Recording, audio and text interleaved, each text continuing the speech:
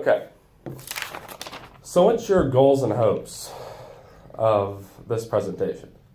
I hope that through this presentation that I can help my audience understand the power of forgiveness in our lives.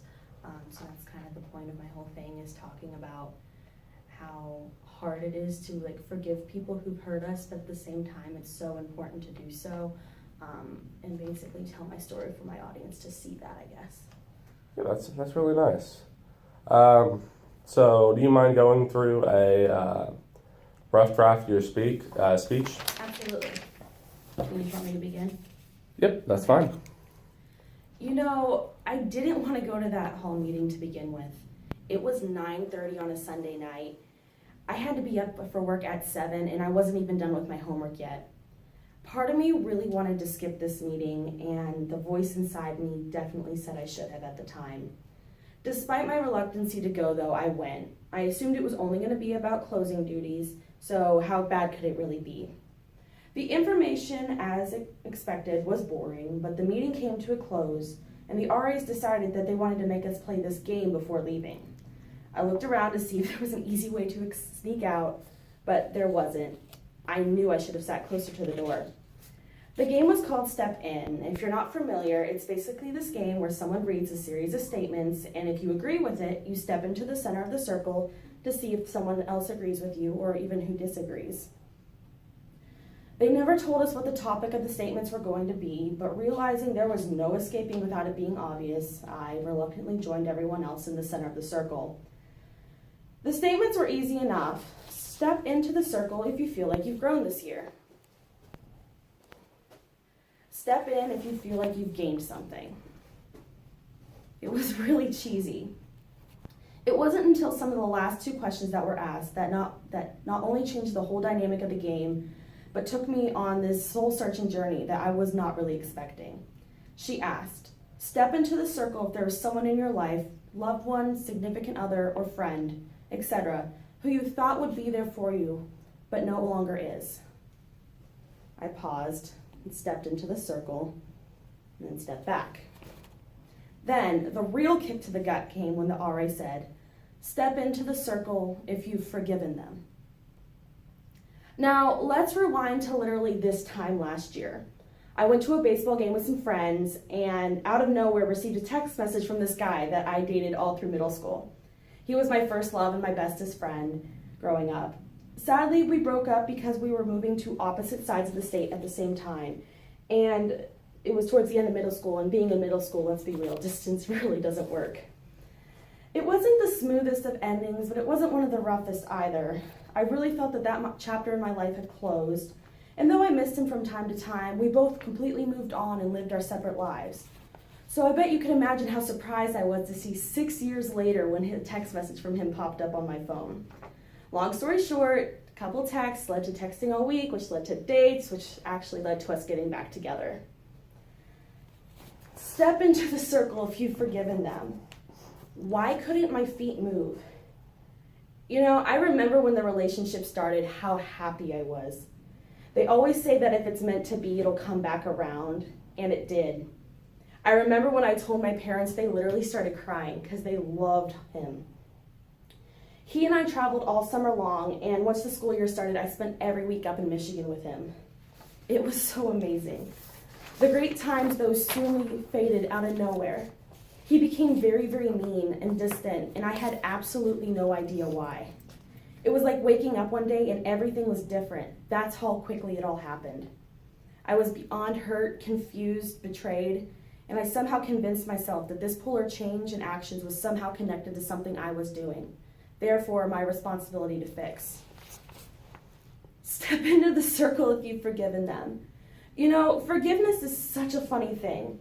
The Merriam-Webster dictionary defines forgiveness as ceasing to feel resentment towards an offender, meaning that in order to achieve this, we somehow have to process and come to terms with what someone has done to us to find a way to somehow accept it in order to move on.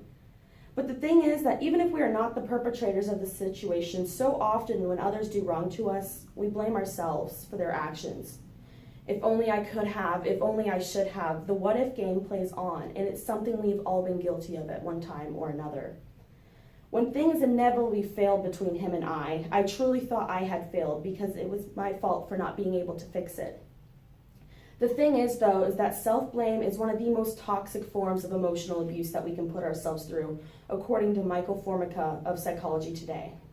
He further writes that it amplifies our perceived inadequacies, whether real or imagined, and paralyzes us before we can begin to move forward.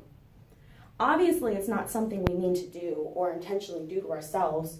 It results from the dissonance we experience when trying to comprehend that we are imperfect humans who yet strive for perfection, Formica further illustrates.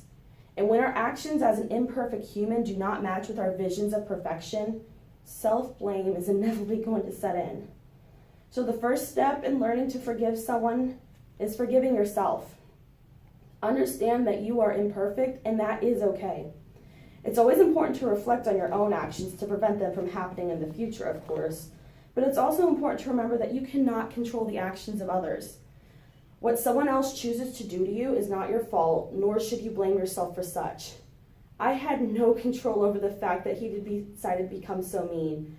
The failure to communicate and discuss this change was also a choice that he decided to make.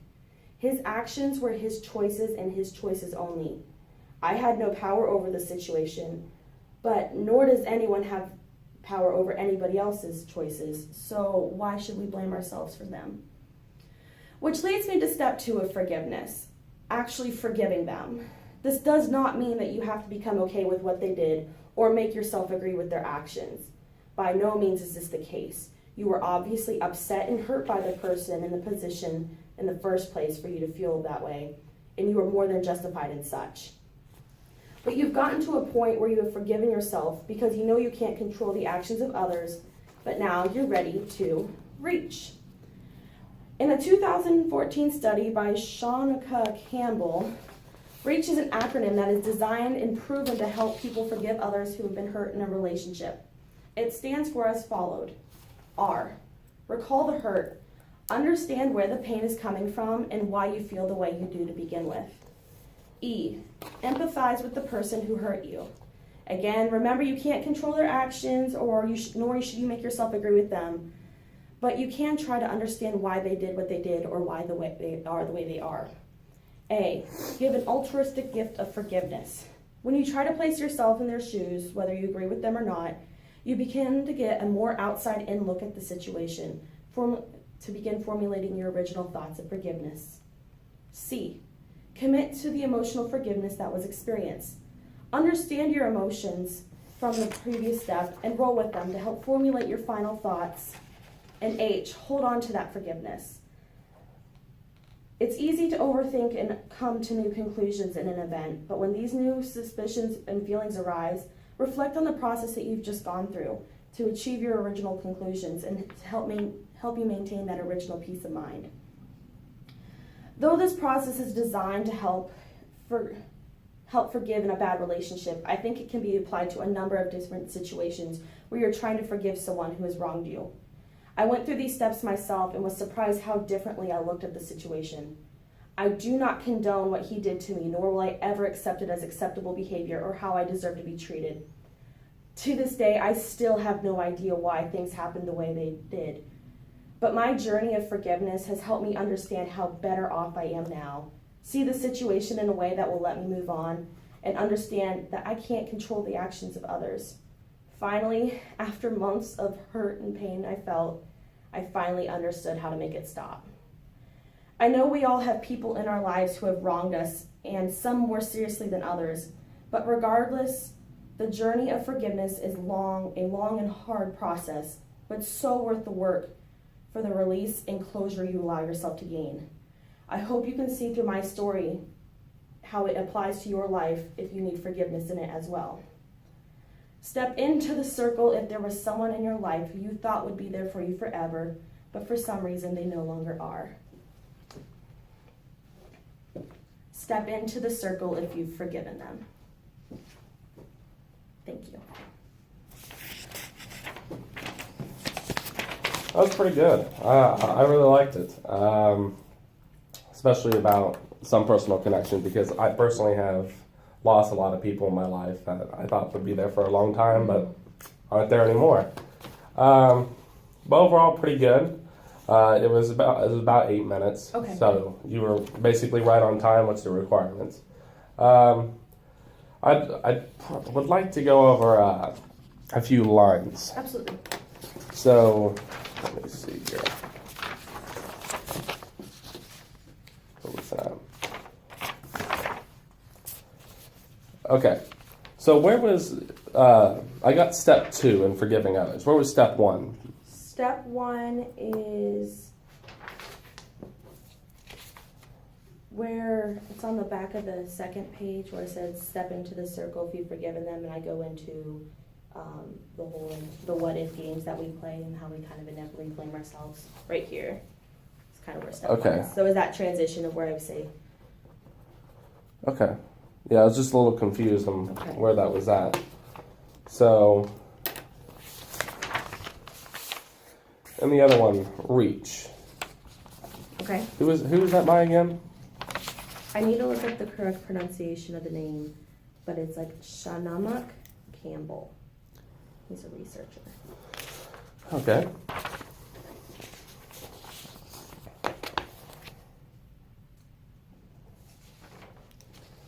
So, I liked how basically you were interactive with your speech when you stepped in and you stepped out and you stepped in and stepped out. But at the same time, I thought it, in my opinion, took up too much time. Okay. So maybe just one or two could be left out of that. But I would probably, especially because I really like this at the end, leave that one where it's at the end where it says step in if there is someone you thought would be in your life forever, but for some reason no longer are. I think particularly that should stay in there, because I don't know. I think it gives a powerful way of saying things. Were the ones at the beginning too much? Should I I don't take the time to step in for those, or should I would it be easier if I just stated them? In my intro? Possibly. Okay. How many times did you say step in for, do you possibly know? Oh, it's multiple times. I was trying to be repetitive with the phrase. Yeah. But I don't remember.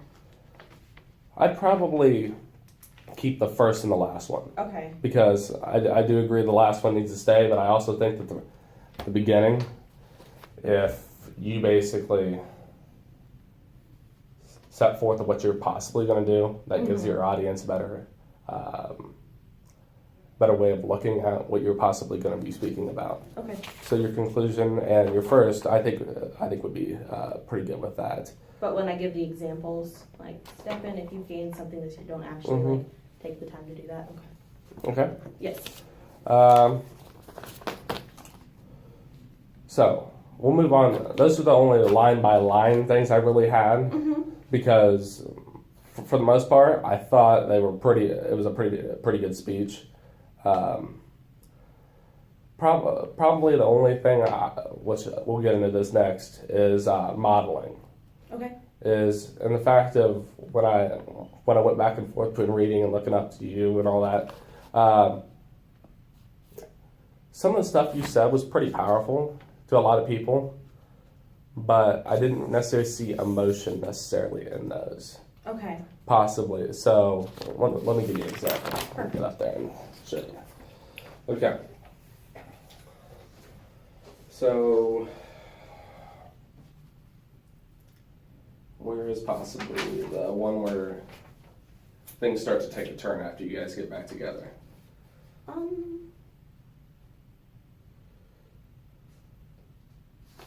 About this area onto the second page. Mostly the back of the first page. Okay. So basically, I'd like to see more of more emotions when you say he became very mean, very distant, and I had absolutely no idea why.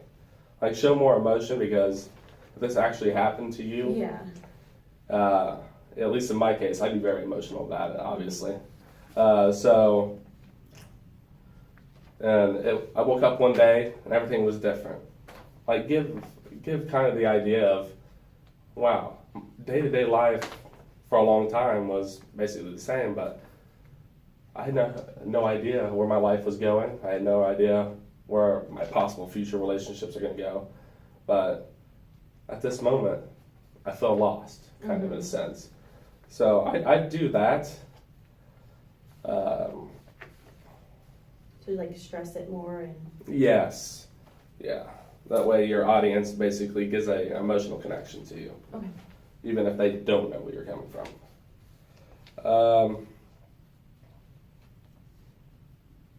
Yeah, I know. Like I've said before, your speech is pretty good. You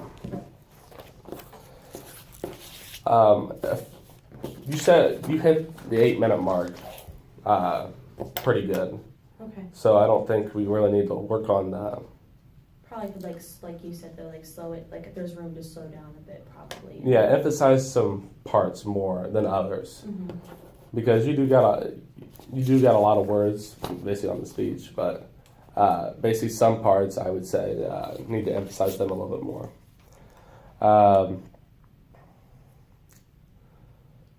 Also, when you're up there, I don't know if you particularly do that, but I'd like to see some more like movement. Okay. If that makes sense. Mm-hmm. And the fact of basically, I know a lot of people want to just stay there and basically just look at their note cards, look up at the screen, move around a little bit, and get them to know, hey, he or she's not nervous, he or she's not insecure about what their speech is. Basically just saying, yeah, this is personal to me, I know what I'm talking about. I'm going to get kind of an interactive way with you, up close and personal way with you, with the movement. So I'd say that's probably a good idea, is more movement.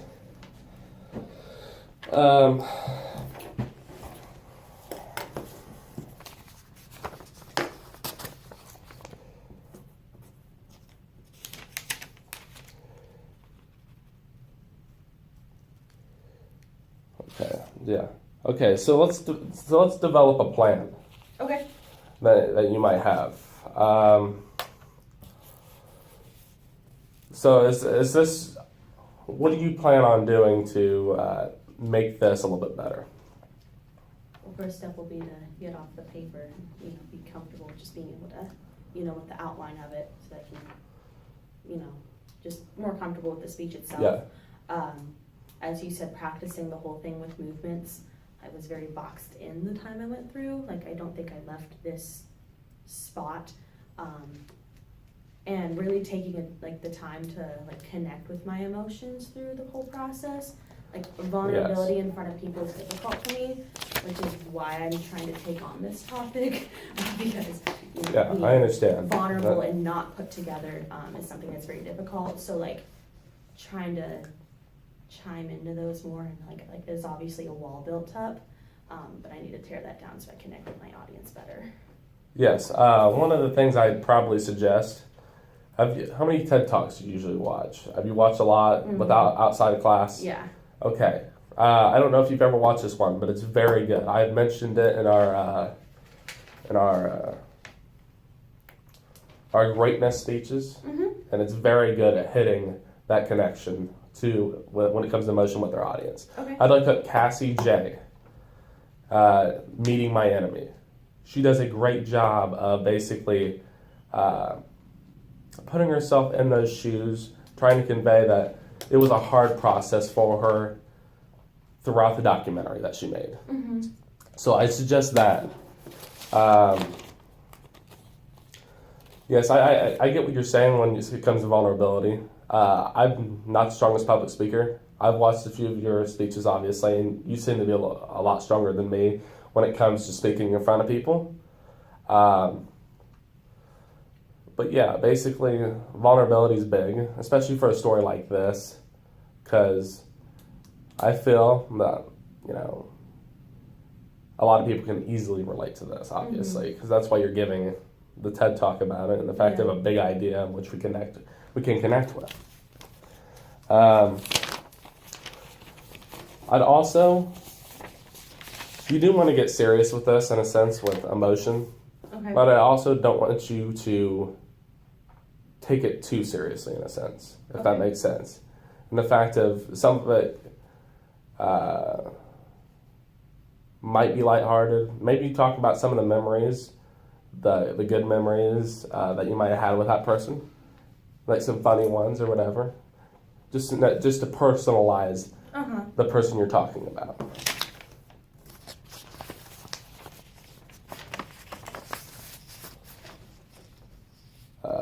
Is it too impersonal that I use he instead of like a name?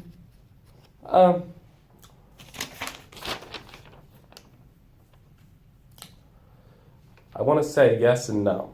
Okay. Because it'd be nice just to know, basically to put a face to the person you're talking about.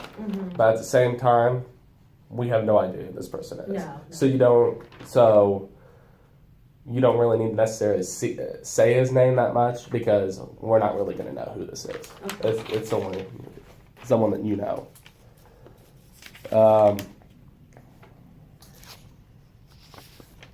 Maybe when you're discussing, you said the process of forgiving when it comes to bad relationships and thinking about the number of different situations where it's on the last page, by the way, where you're trying to forgive someone who has wronged you. Maybe I'd put some time period in which that took place, like how long the process was. For me? Yes. Okay. Because for some people it takes longer than others. Some yeah. people they can just move on like that. So I think that could also give more of a personal appeal to it.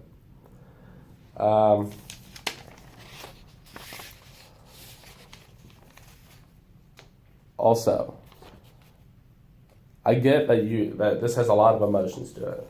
And obviously different speeches are going to take in different things when it comes to facts, reality, just real things. But maybe I'd put like a statistic when it comes to relationships or forgiveness. I tried looking up some like forgiveness ones or like self-blame, but they're all like psychology based, so it's kind of hard to like.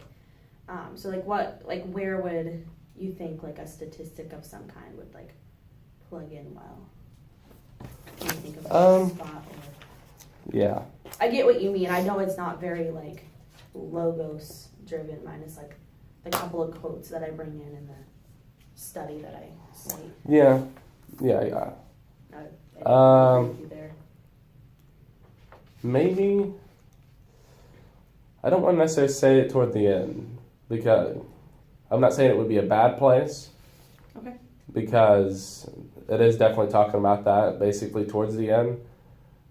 But I also want to say that if you put it too close to the end, I think your audience might be like a little lost when it comes to what you're talking about, Well, with you personally. Yeah, I can read back through this REACH study because this was something that was actually tested, and like I said, it was like proven to work. But I could probably try to like reread to see like how well did it work, like if that would make sense. Would that be more helpful, do you think, or? Well, reread it to me real quick and we'll see. Okay. That whole section, or Yeah. just the REACH part? Just the REACH part. Okay. In a 2014 study by Shamika Campbell, REACH is an acronym that is designed and proven to help people forgive others who have been hurt in a relationship. It stands for as follows. R, recall the hurt. Understand where the pain comes from and why you feel the way you do. E, empathize with the person who hurt you. Again, remember you can't control their actions, nor should you make yourself agree with what they did, but you can try to understand where they come from. A, give an altruistic gift of forgiveness. When you try to place yourself in their shoes, whether you agree with them or not, you can begin to get a more outside-in look at the situation to begin formulating your original thoughts of forgiveness. C, commit to the emotional forgiveness that was experienced. Understand your emotions from the previous steps and roll with them to help formulate your final thoughts. And H, hold on to forgiveness when doubts arise. It's easy to overthink and come to new conclusions in an event, but these new suspicions and come to new conclusions in an event, but when these new suspicions and feelings arise, reflect on the process you have just gone through to achieve your original conclusions to help maintain peace of mind from here on out. No, I think that's really good that you included that in there. But I just thought, you said a 2004 study by Campbell about the reach. How successful was that? Do you possibly know? I can't recall off the top of my head, but they did like the whole study was like, this was the process you should go through, especially like for people who have like very angry feelings after they've been hurt in a relationship. So like this was like it helped people for like minor cases of like being hurt up to like, you know, your most vengeful like breakups. Like these were the steps that they needed to go through. But like as for like an exact number, I think they tested like 128 different students who had just gone through a breakup. 128. Okay, that'd be something I'd put in there. So just like more details about the study itself. Yeah, because you did lay out what the process could be, but at the same time, I want to know how effective it is, because everybody can have an opinion on something. Yeah. But if it's not very successful, then we're not really going to know, is this very effective? So I'd put it right there. That's probably a good way to let your audience know, hey, this could possibly work for you. Another thing, I don't know if you put this in here. Who helped you through the process of getting it? Was it parents, friends? It was more like a self. It was more like a self. Very much a self thing. And I thought about finding a way to work that in there to show that like I got no closure from the situation. None. When we broke up, that was it. Like I even like tried texting to be like, can we just like talk this through one more time? And nothing. It's like I got no closure. Yeah. And you know, this all happened literally a couple weeks ago. The whole step in game that was like made me realize like where I thought I was emotionally wasn't where I was emotionally. So it's been like the whole forgiveness process has been like, you know, a several month process for me, but like the whole like realization. And I think because I had like a 6-month gap between like when the breakup happened and like the game that made me realize it all, it made the forgiveness process like a lot faster for me than it would for like most people, like if they were just, you know, originally like raw feeling.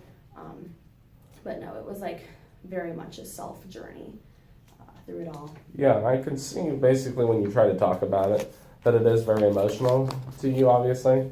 So I think that's going to go well, kind of, when it comes to your audience and knowing that, yeah, this happened to me. I'm still going through it in some senses. So maybe you can apply this to your own life since I'm speaking to you and some of you may know me. So I think that's very good. I just I thought about incorporating a way to like make it obvious that like you can do this on your own. Like you don't need the help of people to do it, but I just couldn't find like a smooth place to kind of fit that in where it like flows. Because you want to put the most important details in. You just don't want to just go rambling on for a certain period of time that has nothing to do with what you're talking about. Again, step out of the circle. I'd probably eliminate a few of those. What if I can I try the intro with those first 2 paragraphs, to make sure I have the same vision that you have for that? Sure, that'd be great. Is that okay? Yeah, that'd be great. Okay, I'm just gonna do the first 2. Okay. All right. You know, I didn't want to go to that meeting to begin with. It was 9:30 on a Sunday night, and I had to be up for work at 7 and wasn't even done with my homework for the evening. Part of me really wanted to skip, and the voice inside me at the time said I definitely should have. Despite my reluctancy to go, though, I went. I assumed it was only going to be about closing duties, so how bad could it really be? The information, as expected, was boring, but as the meeting came to a close, the RAs decided they were going to make us play a game before letting us leave. I looked around to see if there was an easy way to sneak out, but there wasn't. I knew I should have sat closer to the door. The game is called Step In. If you're not familiar, it's basically a game where someone reads a series of statements, and if you agree with the statement, you step into the center of the circle so you can see who all agrees with you or even happens to disagree. They never told us the topic of the statements or what the topic of the statements were going to be, but realizing there was no escaping without it being obvious, I joined everyone else in the circle. The statements were easy enough. Step into the circle if you've learned something. Step into the circle if you've grown this year. I thought it was really cheesy. It wasn't until some of the last two questions that were asked that not only did the whole dynamic of the game change for me, but took me on a soul-searching journey that I wasn't expecting. She asked, step into the circle if there's someone in your life, loved one, significant other, friend, etc., who you thought would be in your life forever, but for some reason they no longer are. I took a second, feeling uneasy, stepped into the circle, and then slowly stepped back. The real kick to the gut came when the RA said, step into the circle if you've forgiven them. Is that kind of like more what you're thinking, where you just kind of breeze through it, or? Yeah, I think it was a little bit better this time. I think you showed a little bit more emotion, at least at the beginning, the first paragraph. So I thought that was pretty good. So I was going to say at the beginning, I didn't know what you were talking about, but when you went on, it made more sense, obviously.